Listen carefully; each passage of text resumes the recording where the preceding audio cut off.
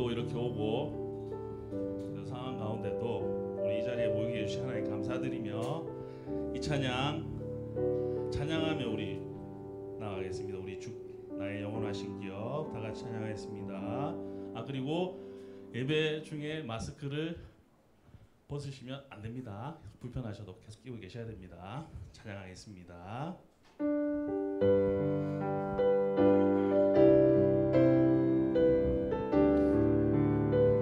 나의 영원하신 기업, 나의 영원하신 기업, 생명보다 귀하다. 나의 갈 길, 나의 갈 길 다가도록 나와 동행하. 주께로 가까이, 주께로 가까이, 주께로 가오니 나의 갈 길 다가도록 나와 동. 한 번 더 1절로 고백하겠습니다. 나의 영원하신 기업, 생명보다 귀하다. 나의 갈 길 다가도록 나와 동행하소서. 주께로 가까이, 주께로 가오니 나의 갈 길 다가도록 나와 동행. 2절입니다.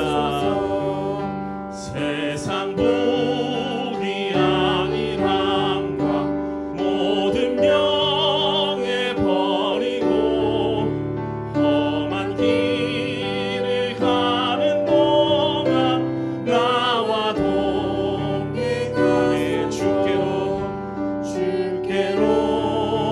가까이, 주께로 가오니 나의 갈 길 다가도록 나. 2절 한 번 더 고백합시다. 세상 복이 아니란과, 세상 복이 아니란과 모든 명예 버리고 험한 길을 가는 동안 나와 동행하. 주께로 가까이, 주께로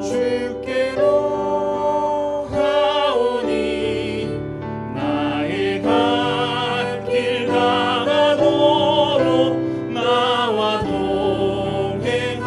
3절입니다.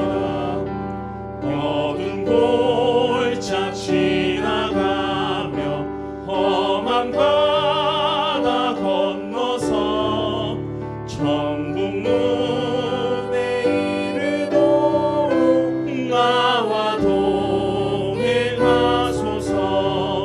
주께로 가까이, 주께로 가오니 나의 갈 길 다가도록 나와 동행. 주께로 가까이, 주께로 가까이, 주께로 가오니 나의 갈 길 다가도록 나와 동. 한 번 더 고백합시다. 주께로 가까이, 주께로 가까이, 주께로 가오니 나의 갈 길 다가도록 나와 동행하소서. 아멘. 우리 이 시간 우리 주님의 은혜를 찬양하면서, 주님의 은혜를 기대하면서 우리 찬양하며 나아가겠습니다.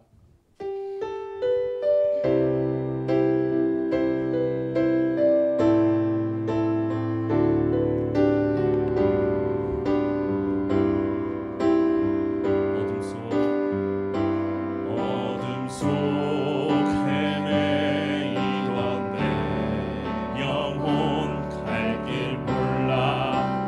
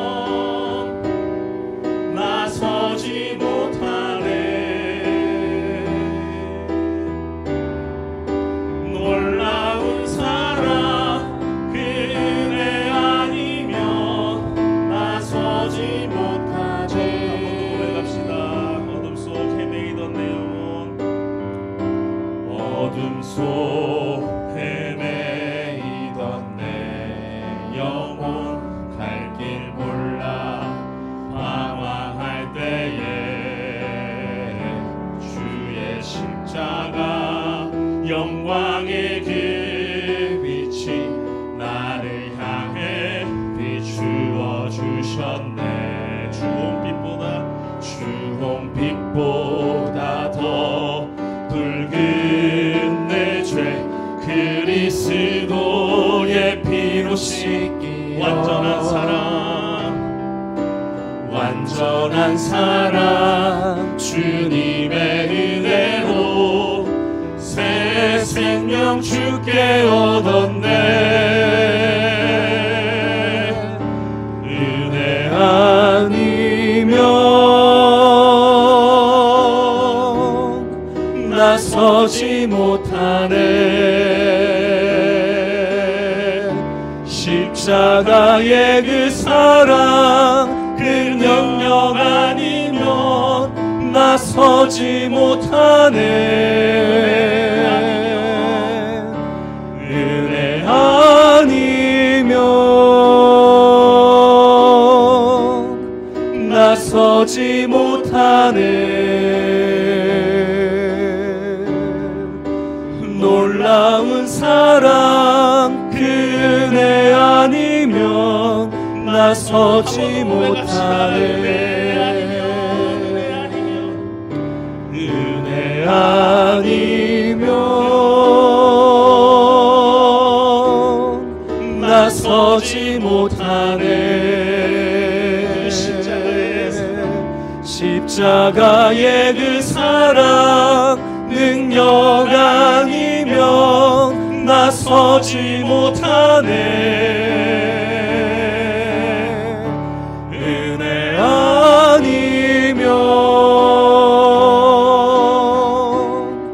나서지 못하네. 놀라운 사랑 그 은혜 아니면 나서지 못하네. 아멘. 다 같이 일어나셔서 영광송 찬양하시겠습니다.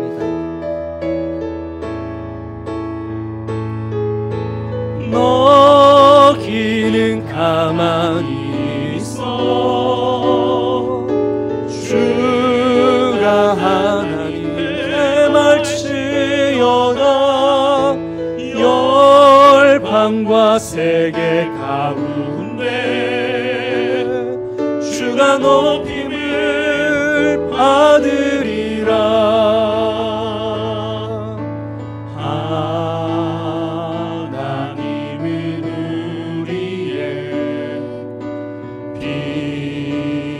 피난처가 되시며 환난 중에 우리의 힘과 도움이시라.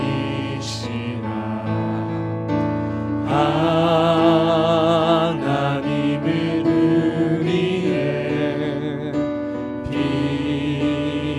피난처가 되시며 환난 중에 우리의 힘과 도움이시라.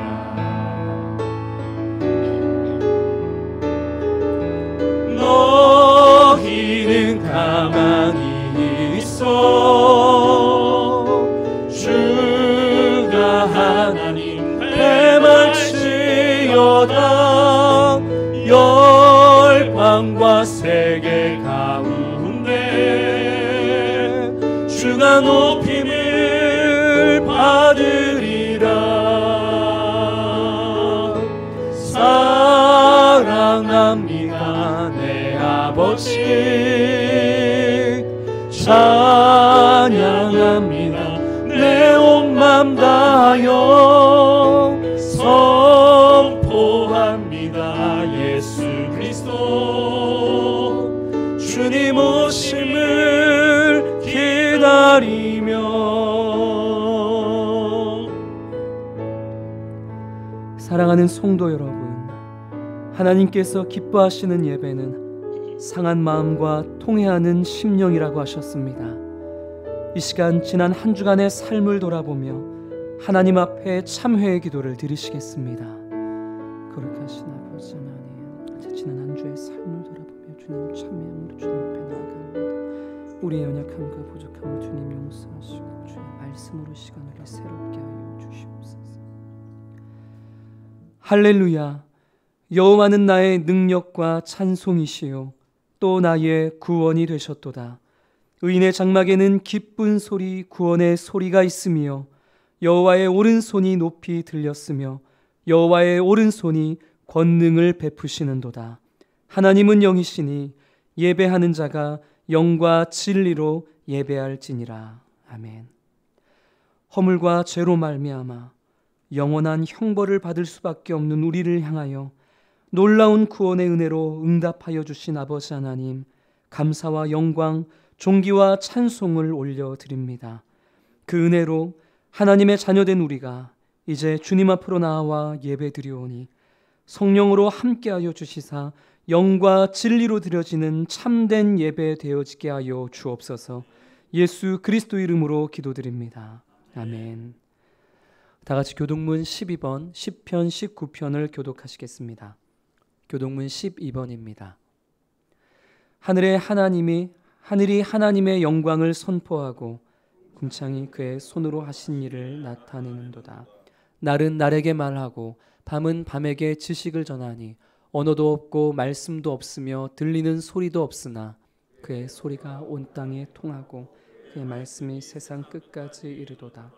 여호와의 율법은 완전하여 영혼을 소성시키며 여호와의 증거는 확실하여 우둔한 자를 지혜롭게 하며 여호와의 교훈은 정직하여 마음을 기쁘게 하고 여호와의 계명은 순결하여 눈을 밝게 여호와를 경외하는 도는 정결하여 영원까지 이르고 여호와의 법도 진실하여 다 의로우니 금 곧 많은 순금보다 더 사모할 것이며 꿀과 송이꿀보다 더 달도다. 아멘. 자리에 앉으셔서 찬송가 528장 예수가 우리를 부르는 소리를 찬양하신 후 강만철 장로님 예배를 위해 대표 기도하시겠습니다.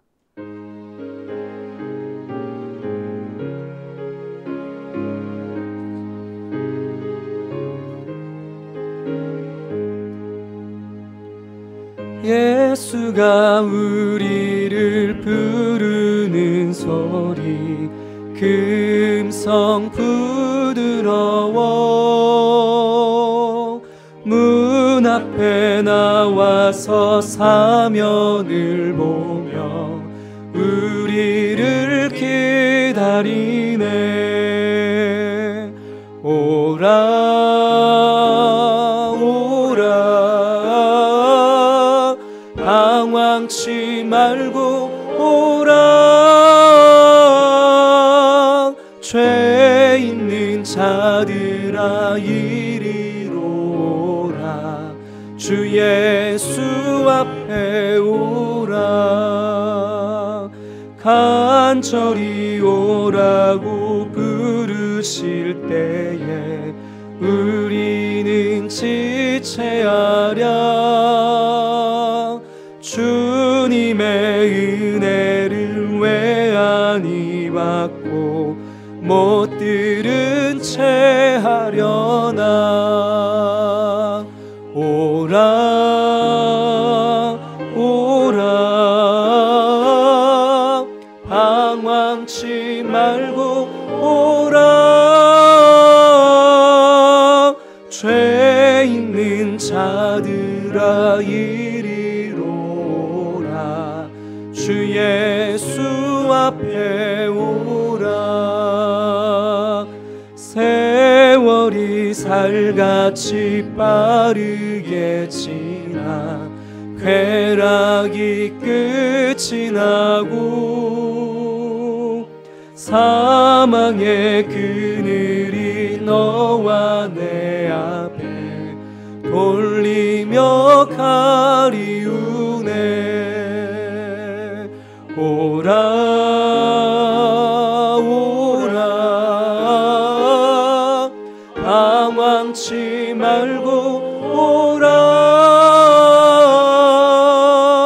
죄 있는 자들아 이리로 오라 주 예수 앞에 오라. 우리를 위하여 예비해 두신 영원한 집이 있어 죄 많은 세상을 떠나게 될 때 영접해 주시겠네. 오라 오라 방황치 말고 오라 죄 있는 자들아 이리로 오라 주 예수 앞에 오라. 고맙고 감사하신 구원의 하나님, 태어나면서부터 진노의 대상이요 진노의 자녀였으며 우리는 다 양 같아서 그릇 행하여 제 길로 가는 인생이었습니다. 그러나 창세전에 이미 우리를 지명하시고 골라내시어 그저 주시는 바 하나님의 은혜로 말미암아 되돌릴 수 없는 하나님의 주권적인 은혜 베푸신 구원의 하나님을 찬양합니다. 그 크신 하나님의 은혜가 넘침에도 연약한 우리의 모습은 여전히 육체의 욕심대로 마음에 원하는 대로 살아왔음을 고백합니다. 우리들의 끝없는 욕심을 다스려 주옵시며 아직도 이 모든 세상에 만연한 하나님의 창조 질서를 파괴하는 죄악을 용서하여 주옵소서. 바이러스 전염병 재난을 통하여 인간의 교만의 극치를 심판하며 아직도 세계 곳곳에는 하루 확진자가 수천 명씩 나오고 있는 때에 이 민족에게 은혜 베푸시어 세계가 주목할 만큼 많이 진정케 하신 하나님, 그러나 교만하지 않게 하시고 우리보다 힘들고 어려운 이웃과 나라들을 생각하며 이 민족을 향한 하나님의 섭리와 크신 뜻을 잘 헤아리게 하옵소서. 이 재난보다 더 큰 무서운 신앙에 이기는 말씀을 들어도 감동이 없으며 예배를 드려도 뜨거운 감격이 없다는 것입니다. 오늘 이 예배를 통해 구원의 감격과 즐거움을 회복시켜 주옵소서. 신앙의 뜨거운 기쁨을 회복시켜 주옵소서. 영과 진리로 드리는 진실된 예배가 회복되게 하여 주옵소서. 치료하시는 하나님, 우리 성도들의 자녀들과 가족의 아픔을 위해 눈물로 호소하는 기도를 들어 주옵소서. 요양원 또는 병원에 입원해 있어도 성도들의 따뜻한 위로와 병문도 못하는 현실이 너무 안타깝지만 그러나 우리 성령의 큰 위로와 치료와 긍휼을 베풀어 주옵소서.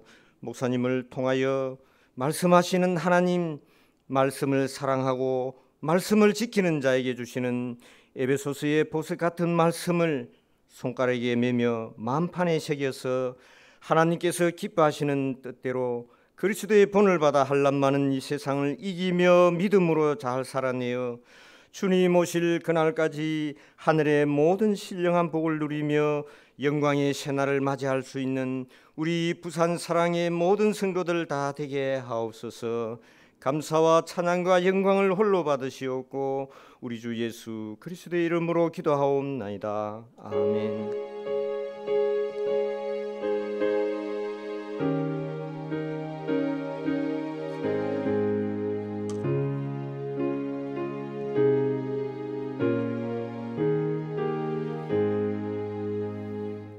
오늘 주신 하나님의 말씀은 에베소서 2장 8절부터 9절까지 말씀입니다. 신약성경 311면에 있습니다. 에베소서 2장 8절과 9절 말씀을 제가 봉독해 드리겠습니다. 너희는 그 은혜에 의하여 믿음으로 말미암아 구원을 받았으니 이것은 너희에게서 난 것이 아니요 하나님의 선물이라. 행위에서 난 것이 아니니 이는 누구든지 자랑하지 못하게 함이라. 아멘. 담임 목사님께서 은혜, 인간의 공경에 대한 하나님의 부르심이란 제목으로 말씀 전해 주시겠습니다. 여러분 한 주간 잘 지내셨습니까? 네. 우리는 지금 에베소서를 통해서 인간의 구원에 대해서 함께 생각을 해보고 있습니다. 성경은 인간의 구원을 매우 다양한 말로 표현을 하는데요. 어떤 경우에는 중생이라는 말로 표현하기도 하고 어떤 경우에는 믿음이라는 말로 표현하기도 하고요. 또 어떤 어떤 경우에는 칭이라는 말로 표현을 하기도 합니다. 중생이라는 말, 믿음이라는 말, 칭이라는 말은 구원의 같은 말을 의미하는 것이 아니라 구원의 여러 측면을 보여주고 있는 다른 말들입니다. 종교개혁자들은 이것을 오르도 살라티스라고 불렀는데요. 우리말로 번역을 하면 구원의 순서 혹은 구원의 여정이라고 번역이 되어집니다. 우리 교회는 이것을 제자훈련을 할 때 14과에 걸쳐서 살펴보고 있는데요. 그 구원의 순서를 화면을 통해서 한번 확인을 해보도록 하겠습니다. 자, 위에 있는 것인데요. 같이 한번 읽어보겠습니다. 시작. 예정, 부르심, 중생, 믿음, 칭의, 양자됨, 성화, 영화. 그런데 우리가 성경을 읽어보면 이 같은 구원의 여정을 한 구절로 설명하는 성경 구절이 없기 때문에 우리는 제자훈련을 하면서 성경의 이곳저곳을 살펴보면서 이 구원의 여정을 확인을 합니다. 그 중에서 로마서 8장 30절을 그 밑에 있는데요. 로마서 8장 30절도 같이 한번 읽어보겠습니다. 시작. 또 미리 정하신 그들을 또한 부르시고 부르신 그들을 또한 의롭다 하시고 의롭다 하신 그들을 또한 영화롭게 하셨느니라. 여러분, 여기에는 구원의 순서 중에서 몇 가지가 나옵니까? 4가지가 나오죠. 첫째는 예정이고요. 두 번째는 부르심이고 세 번째는 칭의이고요. 네 번째는 영화가 나옵니다. 특별히 여기서 부르신다는 말은 하나님께서 창세전에 구원을 주시기로 지명한 사람들을 정해진 때에 부르신다는 뜻입니다. 그런데 이것은 하나님께서 하늘에서 목소리를 통해서 부르신다는 말이 아니고 성령을 통해서 하나님 앞으로 나오게 하신다는 의미입니다. 예를 한번 들어보겠습니다. 어떤 남편과 아내가 다정하게 손을 잡고 길을 걸어가고 있었습니다. 그런데 누군가 저 멀리서 부르는 소리가 들렸습니다. 이때 아내는 자기를 부른다고 생각을 하면서 뒤를 돌아보았지만 남편은 다른 사람을 부른다고 생각을 했기 때문에 뒤를 돌아보지 않았습니다. 아내는 자기를 부른다고 믿었기 때문에 그 소리에 반응을 했지만 남편은 다른 사람을 부른다고 생각을 했기 때문에 그 소리에 반응을 하지 않았던 것입니다. 여러분, 그런데 이것이 만일에 하나님의 부르심이라면 어떻게 되겠습니까? 어떤 사람은 하나님의 부르심에 응답을 하지만 또 어떤 사람은 하나님의 부르심에 응답을 하지 못하는 것입니다. 여러분, 그러면 어떤 사람이 하나님의 부르심에 응답을 하고 또 다른 사람이 하나님의 부르심에 응답을 하지 못하는 이유가 무엇일까요? 오늘은 이 부르심에 관한 이야기를 함께 살펴보기를 원하는데요. 먼저 성경은 이 성경이 말하는 부르심에는 2가지 부르심이 있다고 이야기를 합니다. 주보 3면에 있는 말씀 노트를 가지고 함께 생각을 해보겠습니다. 첫 번째 부르심은요, 일반적인 부르심입니다. 첫째 옆에다가 일반적인 부르심 이렇게 적어보겠습니다.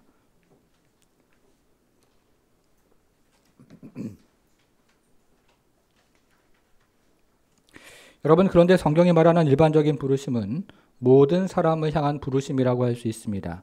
그래서 그 밑에다가요, 모든 사람을 향한 부르심 이렇게 또 한번 적어보겠습니다. 일반적인 부르심은 모든 사람을 향한 부르심입니다. 자, 예를 한번 들어보겠습니다. 우리가 요한복음 7장을 읽어보면 예수님께서 예루살렘에서 누구든지 목마르거든 내게로 와서 마시라 이렇게 말씀을 하셨는데요. 여러분, 이때 예수님께서 말씀하신 누구든지는 구체적으로 누구를 말하는 것일까요? 예수님께서 이 말씀을 하셨을 때에는 유대인의 명절인 장막절 때 이 말씀을 하셨는데 그때 예루살렘에는 많은 사람들이 모여 있었습니다. 팔레스타인에서 온 히브리파 유대인들도 모여 있었고 로마 제국의 각 지역에서 온 헬라파 유대인들도 예루살렘에 모여 있었습니다. 그리고 세계 각처에서 온 이방인들도 예루살렘에 모여 있었는데요.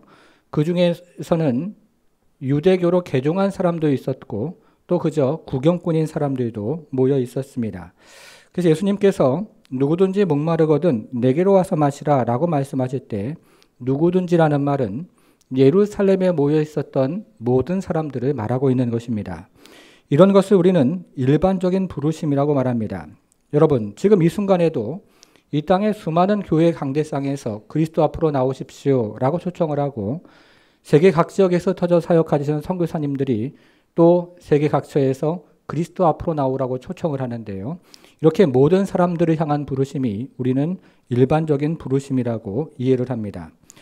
여러분, 그런데 이 같은 일반적인 부르심이 가지고 있는 난점은 하나님께서 성령을 통해서 은혜를 주시지 않는다면 그 어떤 사람도 그리스도 앞으로 나올 수가 없다는 것입니다. 여러분, 사람들은 일반적인 부르심을 통해서 복음의 소식을 듣고 또 그 복음의 메시지를 이해하기도 합니다. 심지어는 제가 얼마 전에 필리핀에서 경험했던 것처럼 손을 들고 영접 기도를 하기도 합니다. 그러나 하나님께서 성령을 통해 은혜를 베풀어 주지 않는다면 그 사람은 이내 그리스도에 대한 매력을 잃어버리고 결국 그리스도에게서 돌아서게 됩니다. 예수님은 이것을 우리가 얼마 전에 살펴본 누가복음 14장을 통해서 이렇게 비유하셨습니다. 어떤 사람이 큰 잔치를 베풀고 많은 사람들을 초대했습니다. 그런데 초대를 받은 한 사람은 나는 밭을 샀기 때문에 그 잔치에 갈 수 없습니다. 나를 양해해 주십시오 라고 말을 했습니다.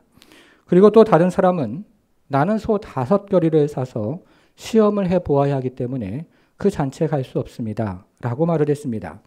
그리고 또 다른 사람은 나는 장가를 들었기 때문에 갈 수가 없습니다 라고 말을 했습니다. 청함을 받은 모든 사람들이 이런 핑계를 대고 그리고 저런 핑계를 대면서 잔치에 참석을 하지 않았던 것입니다. 여러분, 그런데 이것은 그때도 말씀드렸던 것처럼 예수님이 그저 뜬금없이 만들어낸 그런 말씀이 아닙니다.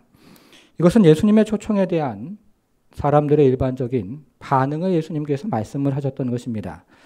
이런 것을 종교개혁자들은 일반적인 부르심이라고 불렀는데요. 일반적인 부르심만으로는 그리스도 앞으로 나아갈 수 없는 것입니다. 그래서 두 번째 부르심이 우리에게는 필요한데요. 둘째는요, 효력 있는 부르심입니다. 둘째 옆에다가 효력 있는 부르심이라고 적어보겠습니다.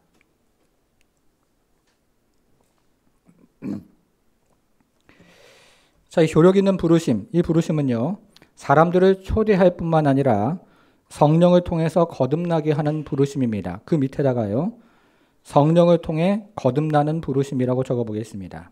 이 효력 있는 부르심은요, 성령을 통해 거듭나는 부르심이라고 할 수 있습니다. 우리는 지난 시간에 아우구스티누스와 펠라기우스 사이의 논쟁에 대해서 함께 생각을 해보았습니다. 아우구스티누스는 인간의 의지가 부패했다고 말을 했고 펠라기우스는 인간의 의지가 여전히 자유롭다고 말을 했습니다. 여러분, 그런데 인간의 의지에 대한 논쟁이 종교개혁 시대 때 다시 벌어졌는데요. 처음에는 독일의 루터와 네덜란드의 인문주의자 에라스무스 사이에 벌어졌습니다. 여러분들 중에서 에라스무스라는 이름을 처음 들어보시는 분들도 계실 텐데요. 우리가 교회사를 조금 읽어보면 이 에라스무스라는 사람도 처음에는 이 중세교회에 문제가 있다고 판단을 해서 종교개혁자들처럼 종교개혁에 동참을 했던 사람입니다. 그러나 에라스무스가 이 카톨릭 교회로부터 너의 입장을 분명히 밝히라는 압력을 받자 카톨릭 신학을, 교회 신학을 옹호하는 자유의지론이라는 책을 써서 인간의 의지가 자유롭다고 말을 했습니다. 여러분, 그러나 루터는 이 에라스무스가 펠라기우스의 신학을 그대로 반복하고 있다는 사실을 어렵지 않게 깨달았습니다. 그래서 루터는 노예의지론이라는 책을 써서 에라스무스의 신학을 반론을 했는데요. 이 노예의지론이라는 책의 핵심은 인간의 의지가 속박이 되어 있다는 것입니다. 여러분, 우리가 지난주에 아우구스티누스가 이해하는 인간의 의지에 대해서 생각을 해보았습니다. 아우구스티누스처럼 루터도 타락 이후에 모든 인간은 자기 자신을 바라볼 수밖에 없는 존재가 되었다고 말했습니다. 자기 자신과 자기 자신의 욕망을 만족시키는 것을 인생의 제일된 목적으로 삼을 수밖에 없는 존재가 된 것입니다. 여러분, 그래서 타락 이후에 인간의 자유라는 것은요, 자기 자신과 자기 자신의 욕망을 만족시키는 여러 행위들 중에서 단지 하나를 선택하는 자유일 뿐입니다. 여러분, 한번 곰곰이 생각해 보십시오. 우리가 직관적으로는요, 인간에게 온전한 자유가 있다고 생각이 되어집니다. 그러나 실제로 인간에게는 자기 자신과 자기 자신의 욕망을 만족시키는 여러 행위들 중에서 하나를 선택할 그런 자유밖에 없었던 것입니다. 그래서 루터는 노예의지론이라는 책에서 인간의 의지가 속박이 되어 있다고 말을 했습니다. 여러분, 그러면 성경도 인간의 의지가 묶여 있다고 말을 하고 있는 것일까요? 자, 다시 성경으로 돌아가서요. 에베소서 2장 2절과 3절을 보겠습니다. 여러분, 우리는 일전에 여기서 세 개의 동사의 표시를 했습니다. 어디 표시가 되어 있습니까? 첫째, 세상 풍조를 따르고, 여기 표시가 되어 있죠. 둘째, 공중의 권세 잡은 자를 따랐으니, 여기에도 표시가 되어 있습니다. 세 번째는요, 육체 욕심을 따라, 여기에도 표시를 했습니다. 여러분, 이것은 인간의 의지가 속박이 되어서 세상 풍조를 따를 수밖에 없는 존재가 되었고, 공중의 권세 잡은 자를 따를 수밖에 없는 존재가 되었으며, 육체 욕심을 따를 수밖에 없는 존재가 되었다. 이렇게 지금 이야기를 하는 것입니다. 그러니까 성경도 인간의 의지가 속박이 되어 있다고 말을 하고 있습니다. 그래서 인간은 일반적인 부르심을 통해서는 단 한 발자국도 그리스도 앞으로 나올 수가 없는 것입니다. 여러분, 우리가 1년에 한 번씩이요, 새 생명 축제를 하는데 그때 많은 분들이 이 자리에 나오십니다. 여러분, 그런데 이 자리에 나오신 모든 분들이 그리스도를 나의 주 그리고 나의 주인으로 영접을 하던가요? 그렇게 좋은 말씀을 전하고 생명의 말씀을 듣고도 한 번 혹은 두 번 나온 다음에 다시 옛생활로 돌아가는 경우가 많습니다. 왜냐하면 인간의 의지가 자신도 모르는 사이에 속박이 되어 있기 때문에 그런 것입니다. 여러분, 그러면 의지가 속박되어 있는 인간이 그리스도 앞으로 나올 수 있는 길은 무엇이겠습니까? 자, 로마서 8장 30절을 화면으로 다시 한번 보겠습니다. 또 미리 정하신 그들을 또한 그 다음에 뭐라고 되어 있어요? 부르시고. 여기서 부르심이라는 말이 등장을 하는데요. 여기서 말하는 부르심이라는 말은 우리가 앞에서 살펴본 일반적인 부르심을 말하는 것이 아니라 그 다음에 살펴본 효력 있는 부르심을 말하고 있습니다. 하나님께서 미리 정하신 자들을 부르시는 부르심을 말하는 것인데요. 이 같은 부르심에는 후회함도 없고 그리고 실패함도 없습니다. 그래서 하나님께서 미리 정하신 자들을 부르시면 그 사람은 반드시 중생을 경험하고 그리고 칭의를 경험하고 그리고 양자됨, 하나님의 자녀가 되는 것입니다. 그래서 하나님께서 부르시면 우상을 숭배하던 아브라함도 하나님 앞으로 나오고 교회를 핍박했던 사도 바울도 그리스도 앞으로 나오게 됩니다. 그리고 예수 그리스도를 3번이나 부인했던 베드로도 그리스도 앞으로 나오고 그리고 나라와 민족을 배신했던 세리마태도 그리스도 앞으로 나오는 것입니다. 사랑하는 성도 여러분, 그렇다면요, 저와 여러분들은 어떻게 그리스도 앞으로 나올 수 있었을까요? 성격이 좋아서입니까? 착해서일까요? 아니면 심정이 순전해서 그런 것입니까? 제가 5년 동안 여기서 사역을 해보는데요. 저와 여러분 중에 그러신 분은 아무도 안 계십니다. 여러분들께서 이 자리에 나올 수 있었던 것은 하나님께서 불러주셨기 때문에 그런 것입니다.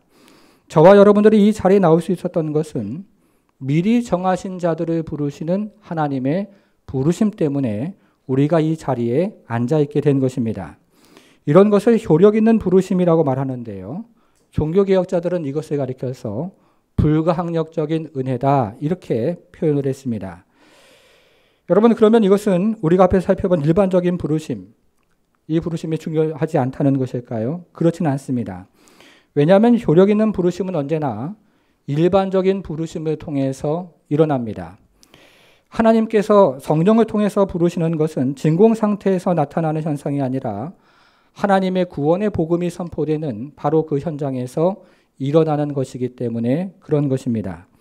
여러분, 그래서 우리는 오히려 이 복음을 열심히 전해야 하고 그리고 열심히 기도를 해야 하는 것입니다. 이것이 하나님께 속한 영역이고 그리고 하나님께서 일반적인 부르심을 통해서 효력 있는 부르심을 일으키시기 때문에 우리는 복음을 열심히 전해야 하는 것입니다. 자, 이제 효력 있는 부르심을 성경 말씀이 어떻게 이해하고 있는지 좀 더 구체적으로 생각을 해보겠습니다. 세 번째인데요. 셋째 옆에다가는요. 요한복음 6장 65절이라고 적어보겠습니다. 요한복음 6장 65절 적어보겠습니다.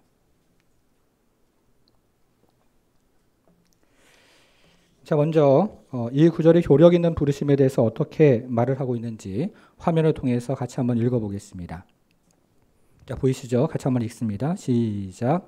내 아버지께서 오게 하여 주시지 아니하시면 누구든지 내게 올 수 없다 하노라. 여러분 여기 빨간 글씨가 뒤에 되어 있는데요. 먼저 여기서 말하는 누구든지 내게 올 수 없다는 말은 무엇을 의미할까요? 여기서 누구든지 내게로 올 수 없다는 말은 말 그대로 누구든지 아무도 그리스도 앞에 나올 수 없다는 말을 의미하고 있습니다.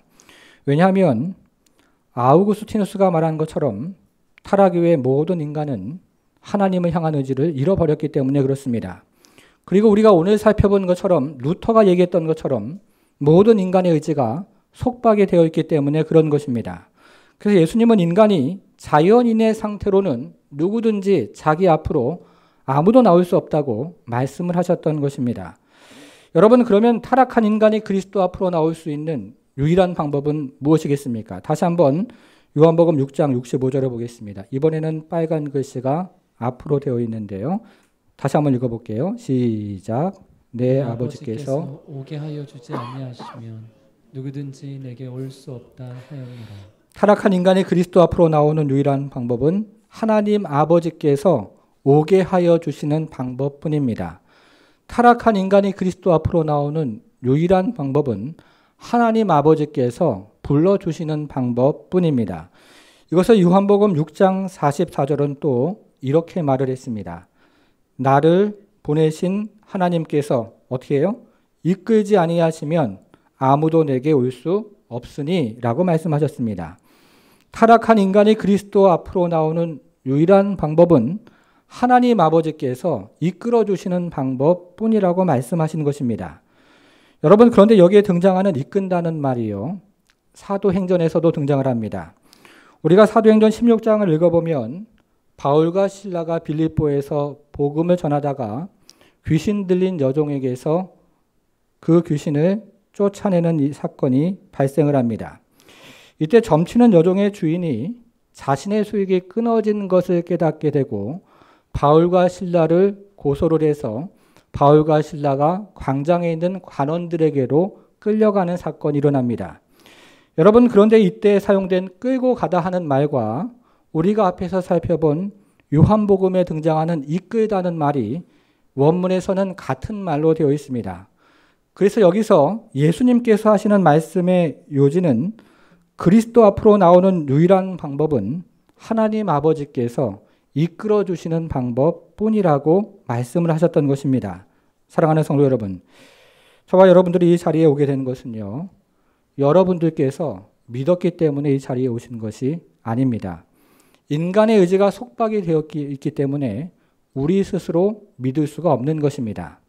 저와 여러분들께서 이 자리에 오게 되었던 것은 하나님 아버지께서 이끌어 주셨기 때문에, 그리고 불러주셨기 때문에 이 자리에 올 수 있게 된 것입니다. 여러분, 우리는 지금 요한복음에 등장하는 예수님의 말씀을 통해서 부르심에 대한 이야기를 함께 살펴보고 있는데요.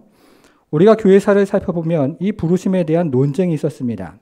우리가 잠시 그 논쟁에 대해서 생각을 해보기를 원하는데, 우리가 그 논쟁에 대해서 잠시 생각을 해보는 것은 이 성경 말씀을 조금 더 잘 이해할 수 있게 도와주기 때문에 그렇습니다. 자, 잘 한번 들어보셔요. 첫 번째 논쟁은 우리가 지난 시간에 살펴보았던 것처럼 아우구스티누스와 펠라기우스 사이의 논쟁이었습니다. 그런데 이 같은 논쟁이 종교개혁 시대에 다시 벌어졌는데, 처음에는 독일의 마틴 루터와 네덜란드의 인문주의자 에라스무스 사이에 벌어졌고, 그 후에는 칼뱅의 추종자들과 아르미니우스의 추종자들 사이에서 벌어졌습니다. 화면을 가지고 다시 한번 좀 정리를 한번 해볼게요. 자, 위에 있는 파란색으로 되어 있는 사람들이 정통이죠, 그렇죠? 첫 번째 사람 아우구스티누스, 두 번째 누구라고 되어 있습니까? 루터고요. 세 번째는요, 칼뱅입니다. 이게 정통이죠. 자, 밑에 있는 사람들은 교회사에서 이단으로 되어 있는 사람들인데요. 펠라기우스, 그 다음은요, 에라스무스, 그 다음은 아르미니우스입니다. 자, 아우구스티누스와 펠라기우스가 논쟁을 했고, 루터와 에라스무스가 논쟁을 했고, 칼뱅의 추종자들과 아르미니우스의 추종자들 사이에 논쟁이 있었던 것입니다. 여러분, 특별히 이 칼뱅의 추종자들과 마지막 아르미니우스의 추종자들 사이에서 무려 8년에 걸쳐서 논쟁과 전쟁이 반복이 되었는데요. 이것이 1619년 4월 23일에 도르트문트 신조, 여러분 들어보셨습니까? 도르트문트 신조, 다시 말해서 튤립 교리라고 하는데요. 이 교리가 완성이 되면서 아르미니우스 추종자들이 이단으로 정죄를 받는 것으로 마무리가 되었습니다. 여러분, 그러면 도대체 어떤 논쟁이 벌어졌길래 무려 8년에 걸쳐서 전쟁과 그리고 논쟁이 반복이 되는 것일까요? 자, 이 두 진영 사이에서는요, 모두 5개 항목에 걸쳐서 논쟁이 벌어졌는데 그 중에 하나가 우리가 지금 살펴보고 있는 부르심에 관한 논쟁이었습니다. 아르미니우스도 어떤 사람이 그리스도 앞으로 나오려면 하나님의 은혜가 필요하다고 말을 했습니다. 여기까지는 칼뱅의 주장과 동일합니다. 여러분, 그러나 이 아르미니우스는 어떤 사람이 그리스도 앞으로 나오려면 하나님의 은혜가 필요하다고 주장을 했지만 또 다른 말을 했는데요. 한번 들어보십시오. 아르미니우스는 하나님께서 그리스도에게 나오는 은혜를 주실 때 그 은혜를 받아들이는 사람은 구원을 받고 그 은혜를 거절하는 사람은 심판을 받는다고 주장을 했습니다. 다시 말하면 하나님의 은혜와 인간의 의지가 합력을 해서 구원을 받는다고 주장을 했던 것입니다. 여러분, 그런데 이 말은 오늘날 굉장히 맞는 말처럼 들립니다. 이것은 카톨릭 교회의 주장인데요. 오늘날 개신교회를 다니는 사람들도 많이 이렇게 생각들을 하십니다. 개신교회 목사님들 중에서도 이렇게 가르치는 사람들이 있고 개신교회 성도님들 중에서도 이렇게 믿고 있는 사람들이 굉장히 많이 있습니다. 하나님의 은혜와 인간의 의지가 협력을 해서 구원을 받는다고 믿고 있는 것입니다. 여러분, 그러나 지금까지 우리가 살펴보았던 아우구스티누스가 인간의 의지와 관련해서 어떤 말을 했습니까? 그리고 우리가 앞에서 살펴본 루터가 인간의 의지와 관련해서 무엇을 말했습니까? 그리고 칼뱅은 인간의 의지와 관련해서 무엇을 말하고 있을까요? 그리고 성경은 인간의 의지에 대해서 무엇을 말하고 있습니까? 우리가 지금 에베소서 2장 1절, 2절, 3절을 조금 전에 확인을 했는데요. 자, 에베소서 2장 1절, 2절, 3절은 인간의 의지에 대해서 무엇을 말하고 있습니까? 인간이 하나님을 향한 의지를 잃어버렸다는 것을 이야기를 하고 있습니다. 그리고 인간의 의지가 속박이 되어 있다는 것을 말하고 있는 것입니다. 여러분, 그래서 타락한 인간이 구원을 받으려면 무엇이 필요하다고 이야기하고 있습니까? 그것이 오늘 본문인데요. 에베소서 2장 8절 9절 같이 한번 읽어보겠습니다. 2장 8절 9절이요. 같이 한번 읽습니다. 시작. 너희는 그 은혜에 의하여 믿음으로 말미암아 구원을 받았으니 이것은 너희에게서 난 것이 아니요 하나님의 선물이라. 행위에서 난 것이 아니니 이는 누구든지 자랑하지 못하게 함이라. 여러분, 8절을 다시 한번 보시겠습니다. 너희는 그 뭐라고 되어 있습니까? 자, 은혜와 그리고 의지에 의해서 이렇게 되어 있지 않고요. 은혜에 의해서 구원을 받았나니 이것이 너희에게서 난 것이 아니요 하나님의 선물이라. 9절 시작 어떻게 되어 있습니까? 행위에서. 여러분, 여기서 말하는 행위는요, 인간의 의지를 포함한 모든 행위를 말하고 있는 것입니다. 행위에서 난 것이 아니니 이는 누구든지 자랑하지 못하게 함이라.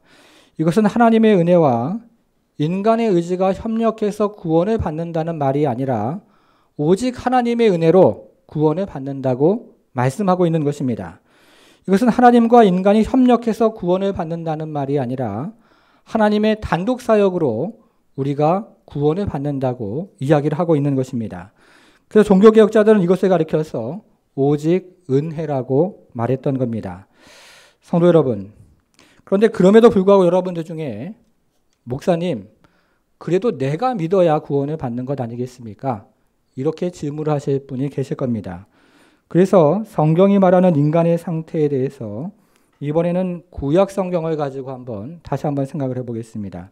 화면으로 시편 137편인데요. 같이 한번 좀 읽어보겠습니다.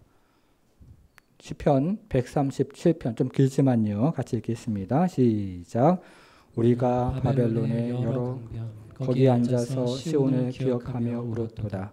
그 중에 버드나무에 우리가 우리의 수금을 걸었나니 이는 우리를 사로잡은 자가 거기서 우리에게 노래를 청하며 우리를 황폐하게 한 자가 기쁨을 청하고 자기들을 위하여 시온의 노래 중 하나를 노래하라 함이로다. 우리가 이방 땅에서 어찌 여호와의 노래를 부를까? 예루살렘아 내가 너를 잊을진대 내 오른손이 그의 재주를 잊을지로다.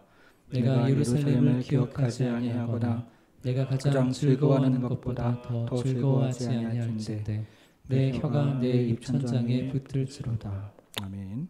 여러분 여기 4절을 보시니까요. 이방 땅에서라는 말이 붉은색으로 표시가 되어 있는데요. 달을 이 나라 방자를 써서 여기서 말하는 이방은 다른 나라를 말하고 있습니다. 이스라엘 백성들이 다른 나라에서 포로 생활을 하는데 그 나라 사람들이 자신의 흥을 돋우기 위해서 여호와의 노래를 불러보라고 말합니다. 그러나 시인은 시온을 황폐하게 한 사람들을 위해서 시온의 노래를 부르지 않겠다고 말을 하고 있습니다. 여러분 이것이 바로 다른 나라에서 포로 생활을 하는 사람들의 심정입니다. 그들은 나라를 잃어버렸기 때문에 자신이 좋아하는 노래를 부르지 못하고 검은 고를 단지 버드나무 가지에 걸려놓고 강가에 앉아서 하염없이 눈물을 흘리고 있는 것입니다. 성도 여러분, 나라를 잃어버렸다는 것은요, 뿌리가 뽑힌 인생과도 같습니다. 나라를 잃어버렸다는 것은 뿌리가 뽑힌 인생과도 같이 끊임없이 근원적인 불안함에 시달리는 인생이 바로 그런 것입니다.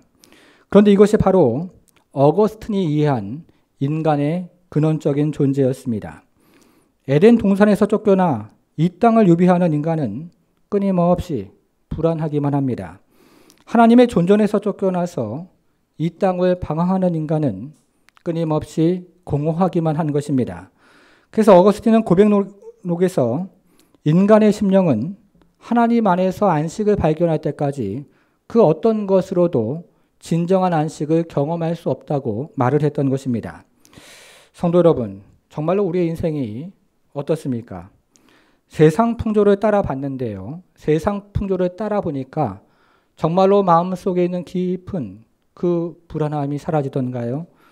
육체 욕심을 따라 봤는데요. 육체 욕심을 따라가 보니까 마음 깊은 곳에 있는 궁극적인 허무함이 끊어졌습니까? 절대 그렇지 않습니다. 그래서 인간에게 정말로 필요한 것은 이 세상의 능력이 아니고 하나님으로부터 나오는 능력입니다. 인간에게 정말로 필요한 것은 이 세상의 치유가 아니라 하나님께로부터 나오는 부활의 능력인 것입니다. 여러분, 그러면 이 같은 하나님의 능력, 부활의 능력이 어디에서 나타나고 있습니까? 자, 에베소서 1장 20절로 가보겠습니다. 1장 20절 보니까요. 그의 능력이, 부활의 능력이죠. 그리스도 안에서 역사하사 그러자 어떤 일이 일어났습니까? 죽은 자들 가운데서 다시 살리시고 하늘에서 자기의 오른편에 앉히사. 부활의 능력, 하나님의 능력이 십자가에 돌아가신 그리스도에게 나타났습니다. 그랬더니 그리스도가 죽은 자들 가운데서 다시 살아나는 역사가 일어났던 것입니다. 여러분, 그러면 이 같은 하나님의 능력이 또 어디에서 나타나고 있을까요? 자, 이번에는요, 에베소서 2장 1절과 2절과 3절을 보겠습니다. 자, 여기서 1절을 보니까요. 그는 허물과 죄로 어떻게 되었다고요? 죽었던 너희를, 허물과 죄로 죽었던 너희를. 하나님의 능력이 허물과 죄로 죽었던 저와 여러분에게 나타났던 것입니다. 여러분, 그러자 어떤 일이 또 일어났습니까? 이번에는 에베소서 2장 4절부터 7절인데요. 5절과 6절 두 절을 보겠습니다. 5절과 6절 두 절입니다. 5절, 허물로 죽은 우리를 그리스도와 함께 어떻게 하셨습니까? 살리셨고, 6절 또 함께 어떻게 되었어요? 일으키사 그리스도 예수 안에서 함께 하늘에 앉히시니. 저와 여러분 안에 이 하나님의 능력, 부활의 능력이 나타나자 다시 살아나는 역사가 일어난 것입니다. 그리스도에게 임했던 이 부활의 능력이 우리에게도 동일하게 나타나서 우리가 다시 살아나는 역사가 경험되었던 것입니다. 성도 여러분, 그러면 우리가 어떻게 에베소서 2장 1절과 2절과 3절이 말하는 죽은 상태에서 에베소서 2장 4절, 5절, 6절, 7절이 말하는 살아있는 상태로 옮겨진 것일까요? 그 까닭을 설명하는 것이 바로 오늘 본문인 2장 8절과 9절 말씀입니다. 자, 8절과 9절 같이 한번 읽어보겠습니다. 8절과 9절 같이 한번 읽습니다. 시작. 너희는 그 은혜에 의하여 믿음으로 말미암아 구원을 받았으니 이것은 너에게서 난 것이 아니요 하나님의 선물이라. 행위에서 난 것이 아니니 이는 누구든지 자랑하지 못하게 함이라. 여러분 8절 다시 한번 보십시다. 8절 보니까요. 너희는 뭐라고 되어 있습니까? 그 은혜에 의하여. 자, 믿음으로 말미암아는 괄호고요. 그 은혜에 의하여 그 다음 뭐라고 되어 있어요? 구원을 받았으니 이것은 너에게서 난 것이 아니요 하나님의 선물이라. 자, 9절은 어떻게 시작합니까? 행위에서 난 것이 아니니 이는 누구든지 자랑하지 못하게 함이라. 여러분 외워보실 수 있겠습니까? 예, 같이 한번 외워볼게요. 시작. 너희는 그 은혜에 의하여 믿음으로 말미암아 구원을 받았으니 너에게서 난 것이 아니요 하나님의 선물이라. 행위에서 난 것이 아니니 이는 누구든지 자랑치 못하게 함이라. 우리가 오직 은혜로 사망에서 생명으로 옮겨졌다고 이야기하는 것입니다. 우리가 오직 은혜로 구원을 받은 것입니다. 사랑하는 성도 여러분, 저와 여러분들은 어떻게 이 자리까지 올 수 있었을까요? 다른 사람들보다 성격이 좋아서일까요? 아니면 다른 사람들보다 도덕적으로 더 우월하기 때문입니까? 그런 것도 아니라면 다른 사람들이 믿지 않은 예수를 나는 믿었기 때문입니까? 사랑하는 성도 여러분, 저와 여러분은 죽은 나사로와 같이 허물과 죄로 죽었던 사람들입니다. 그런데 예수님께서 죽은 나사로의 이름을 부르자 나사로가 살아난 것처럼 하나님께서 저와 여러분들을 개별적으로 부르자 우리가 허물과 죄로 죽었던 그 상태에서 다시 살아났던 것입니다. 그러므로 저와 여러분들이 이 자리에 나올 수 있었던 것은 하나님께서 부활의 능력으로 우리를 불러주셨기 때문인 것입니다. 하나님께서 저와 여러분들을 개별적으로 불러주셨기 때문에 우리가 이 자리에 앉아 있을 수 있게 된 것입니다.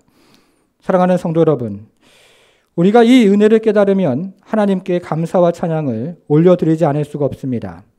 오늘이 거룩한 주일인데요. 이 주일날 이 은혜를 온전히 깨닫고 하나님 앞에 감사와 찬양으로 영광을 올려드리는 우리의 모든 성도가 되기를 주님의 이름으로 축원합니다. 같이 기도하겠습니다.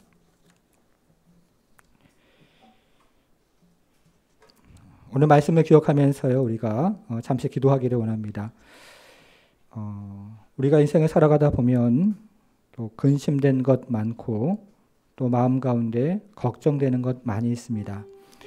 여러분, 그러나 하나님께서 우리에게 베풀어 주신 이 큰 은혜를 다시 한번 생각해 보시기 바랍니다. 세상에 어떤 것보다 크신 은혜를 주신 하나님께서는 우리를 영화의 자리까지 안전하게 인도해 주시는 것입니다. 우리가 우리 자신을 위해서 함께 기도하기를 원하고요. 더불어서 우리가 3주 후에 새생명 축제가 진행이 되는데요. 우리 가족들 중에 그리고 또 우리 이웃들 중에 아직 복음을 받아들이지 않는 분들 이 자리에 다 나와서 하나님 부르시는 그 부르심의 음성을 듣고 그리스도를 믿고 하나님의 자녀가 되는 권세를 누리는 그런 은혜가 있기를 바라는 것입니다. 우리가 이 두 가지를 위해서 잠시 기도하며 나아가도록 하겠습니다. 기도하겠습니다.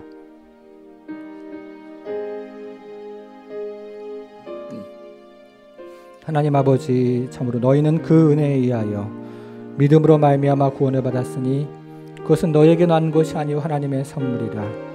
행위에서 난 것이 아니니 이는 누구든지 자랑하지 못하게 함이라.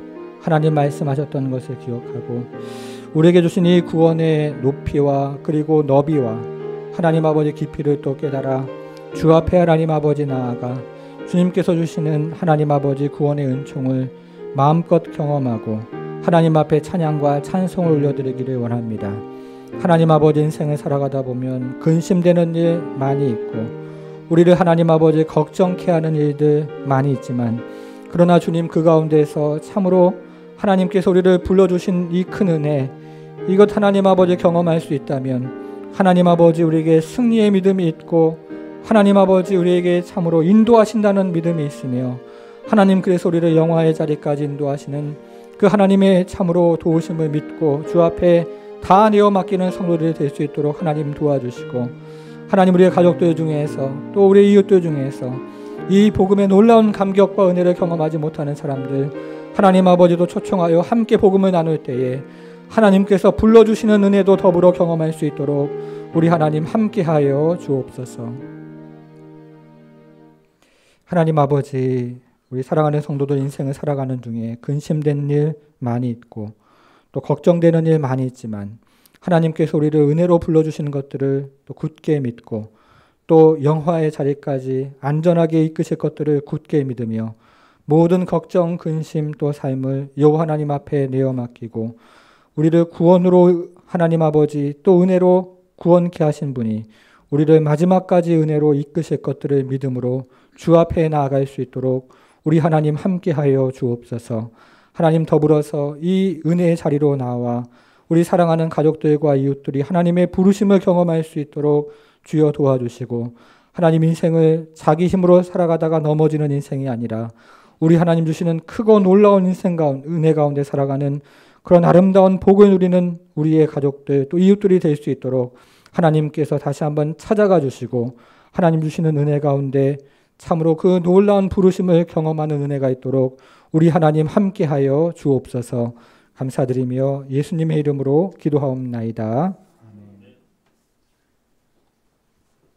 결단과 헌신의 마음으로 찬송가 527장 찬양하시면서 하나님 앞에 예물 드리시겠습니다.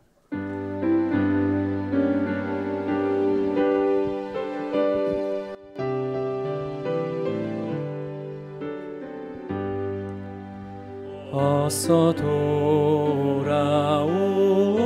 돌아오 어서 돌아마노 지은 죄가 아무리 무겁고 크기로 주 얻지 못 감당하고 못 받으시리요 우리 주의 넓은 가슴은 하늘보다 넓고 넓어 어서 돌아오 어서 돌아마노 우리 주는 날마다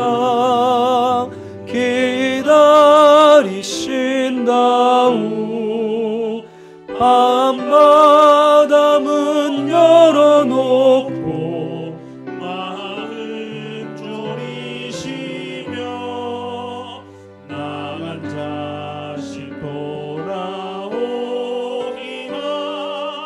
밤새 기다리신다오 어서 돌아오 어서 돌아마노 채찍 맞아 아파도 주님의 손으로 때리시고 어루만져 위로해 주시는 우리 주의 넓은 품으로 어서 돌아오어서.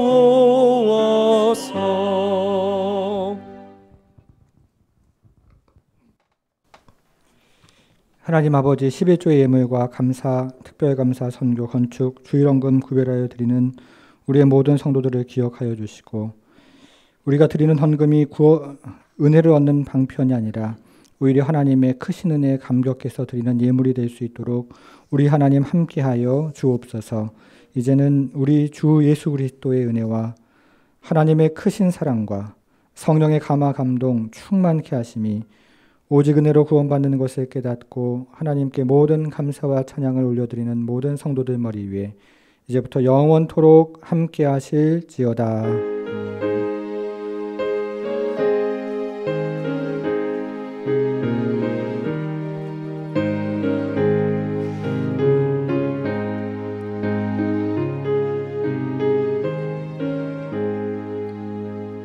네, 교회 소식 안내해 드리겠습니다. 주보 1면을 같이 한번 보겠습니다. 예배 안내 있는데요. 우리가 오늘 지난주에 2주에 걸쳐서 은혜라는 제목으로 함께 말씀을 살펴봤고요. 다음 주와 그리고 그 다음 주는 믿음에 대해서 함께 생각을 해봅니다. 여러분 그래서요. 여러분 성경을 또 충분히 읽어오시고 또 기도하고 오시면 여러분들이 이해하실 때 더 도움이 되겠습니다. 교회 생활 안내에 참고하시고요. 지금 토요일마다 우리 장로님들 그리고 또 집사님들 나오셔서 교회 방역을 위해서 굉장히 애를 써주시는데요. 여러분들께서 기도해 주시고 또 감사한 마음으로 교회를 잘 사용해 주시면 좋겠습니다. 세 번째 광고 같이 한번 보겠습니다. 새생명축제 안내가 있는데요. 저희가 부흥회는 연기가 되었습니다. 3일 동안 한 두어 시간 동안 조금 가까이 앉아서 진행을 해야 되기 때문에 7월 달에 예정되어 있는 부흥회는 연기가 되었습니다. 우리 강사 목사님도 그렇게 또 연락이 와서 내년이나 후년으로 연기가 되었고요. 그러나 새생명축제는 주일날 우리가 지금 진행하는 것처럼 그대로 진행이 되기 때문에 그대로 진행이 됩니다. 날짜 강사 확인하시고요. 그러나 올해 새생명축제는 초대장이나 태신자 작성 카드는 만들지 않고요. 여러분들의 가족분들 그리고 교회 나오다가 안 나오시는 분들 이런 분들 위주로 우리가 초대해서 함께 복음을 듣고 또 기도하는 시간을 갖겠습니다. 네 번째 새벽 기도회 화요 중보 기도 모임. 지금 한국 교회 또 세계 그리고 또 우리 교회를 위해서 기도가 많이 필요할 때입니다. 공기도회 새벽 기도회 화요 중보 기도 모임에 또 교회 직분자들 또 사역을 담당하시는 분들은 또 모두 나오셔서요 함께 기도하고 또 중보하는 시간을 갖기를 원합니다. 다섯 번째 주차 안내가 있는데요. 주일 예배와 수요 예배 때는요 교회 주차장 이용은 몸이 불편하신 성도 그리고 새가족 분들이 사용하실 수 있도록 여러분들께서는 대중교통 혹은 공영 주차장을 이용해 주시기를 바라겠습니다. 지난주 새가족 민지영 성도 또 따스하게 환영해 주시고 안내해 주시기를 바라겠습니다. 다른 목회 일정은 주보를 참고하시고요. 다 같이 일어나서 파송의 노래로 모든 예배를 마치도록 하겠습니다.